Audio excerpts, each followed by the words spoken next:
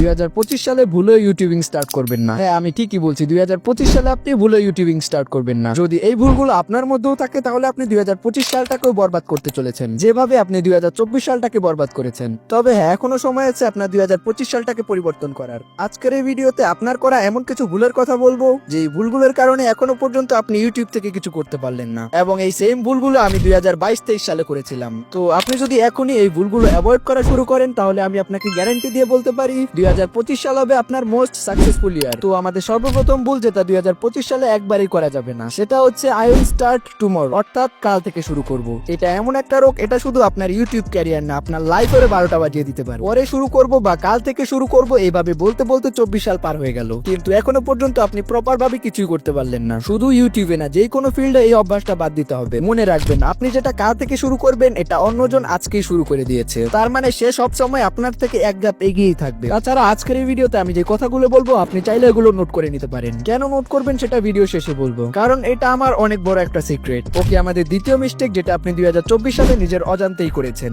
এবং 2025 সালেও করবেন, এটা আমি 100% শিওর। আর সেই মিস্টেকটা হলো পারফেক্ট প্ল্যানিং। অনেকে কি করে, ইউটিউবে ভিডিও বানানোর আগে পুরো একটি পারফেক্ট প্ল্যান বানিয়ে নেয় যে আমি দুবরাতির মতো ভিডিও বানাবো, ভয়েস অফ ঢাকার মতো এডিট করবো আর মিস্টার বিস্টের মতো থাম্বনেল বানাবো। আর এই পারফেক্ট হওয়ার চক্করে সে ঠিক মতো ইউটিউবে ভিডিওই দিতে পারে না। কিন্তু এত সময় দেওয়ার পরও ভিডিও পারফেক্ট হওয়া তো দূরের কথা, ভিডিওতে কোনো কোয়ালিটি থাকে। আমি আমার নিজের পার্সোনাল এক্সপেরিয়েন্স থেকে বলছি, ভুলেও কোনো জিনিস নিয়ে একবারে পারফেক্ট প্ল্যানিং বানাবেন না, কারণ আপনি একটা জিনিসে তখনই দক্ষ হয়ে উঠবেন যখন ওইটাতে আপনি অনেক অনেক বেশি ভুল করবেন। আপনি যখন একটা জিনিসের পিছনে অনেক বেশি সময় দিবেন, সেটার ভিতরে ভুল করবেন এবং ওই ভুলগুলো থেকে শিক্ষা নেবেন, তখনই আপনি বুঝতে পারবেন যে আপনার কোন জিনিসটা পারফেক্ট করা উচিত। তাই প্রথম অবস্থায় ইউটিউবে আপনাকে কোয়ালিটির থেকে কোয়ান্টিটির উপরে বেশি ফোকাস করতে হবে। এক্সাম্পল হিসেবে আপনি যদি আমার চ্যানেলের প্রথম ভিডিও দেখেন আর বর্তমানে আপলোড করা ভিডিওগুলো দেখেন, তাহলে আপনি বুঝতে পারবেন আমি নিজেকে কতটা আপগ্রেড করার চেষ্টা করছি। তাই আপনাকে প্রথম অবস্থায় ভুল করতে হবে এবং সেই ভুলগুলো থেকে শিক্ষা নিয়ে নিজেকে আপডেট করতে হবে। তো নোট করুন, দ্বিতীয় মিস্টেক, পারফেক্ট প্ল্যানিং করা যাবে না। ওকে, আমাদের তৃতীয় নাম্বার মিস্টেক যেটা 99% কন্টেন্ট ক্রিয়েটর করে আর 2025 সালে যেভাবেই হোক এটাকে আপনার অ্যাভয়েড করতেই হবে, এটা হচ্ছে ফোকাস ওয়ান ক্যাটাগরি। এই সেম কাজটা আমি 2022-23 সালেও করেছি। মানে আমার যদি ইউটিউবে কোনো ক্রিয়েটরের ভিডিও ভালো লাগে, আমি তার মতো ভিডিও বানানো শুরু করে দেই এবং সেটা আপলোডও করে দেই। কিন্তু ওই ভিডিওটা যে চ্যানেলে আপলোড করেছি, ওই চ্যানেলে কয়েকদিন আগে আমি আবার গেমিং ভিডিও আপলোড দেই, সেটা আবার অন্য গেমিং ইউটিউবারকে দেখে। অর্থাৎ যখন আমার যার কন্টেন্ট ভালো লাগে আমি তার মতো একটি ইউটিউব চ্যানেল বানিয়ে ফেলি, যদিও আমি সেটাতে কিছুই পারি না। ফলস্বরূপ দিন শেষে 0 ভিউজেই আটকে থাকায়। প্রথম অবস্থায় আপনার কন্টেন্টের জন্য একটি পারফেক্ট নিশ এবং ক্যাটাগরি সিলেক্ট করতে হবে। পৃথিবীতে প্রতিটা মানুষের আলাদা আলাদা ট্যালেন্ট রয়েছে।